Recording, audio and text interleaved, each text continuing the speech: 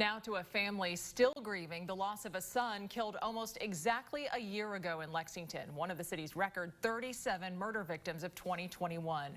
Sean Davis Jr. was gunned down while sitting inside his car. The search for the person responsible continues. Georgia MacArthur sat down with the victim's father.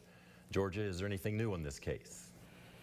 Hey, yes, Sean's father says the mother of the person responsible for shooting and killing her son confessed on Facebook, and reading her words, he says, is unsettling. He feels double the pain. It was like somebody took my heart and ripped it out. His eyes full of pain. The only thing I could do was cry. I cried, and I just asked God for strength. A soul filled with grief. He took my grandson's father. He took me and my wife's son. He took my kid's brother. Sean Davis Sr., nearly 1 year later, still trying to understand why. On June 8th, his 28-year-old son, Sean Davis Jr., was murdered sitting in his car, something he did not see coming. The young man got in the back of the car seat and shot him execution style in the back of his head. Davis says it's been rumored who killed Sean Jr. In fact, the juvenile's mother, Davis says, took to Facebook to confess. The woman writes her son killed her then-boyfriend, Sean Davis Jr., because he was jealous. I was angry.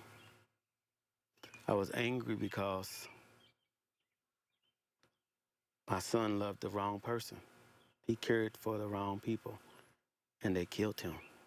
It is still a void looking after his grandson and having to explain to him why he will never see his dad again. The hardest thing that I have to go through, because he asked me why, and I don't have an answer. But he says it's his strength and grace from God has allowed him to forgive. I go to the young man, I want to ask him why, and I want to grab his hand, and I want to pray with him.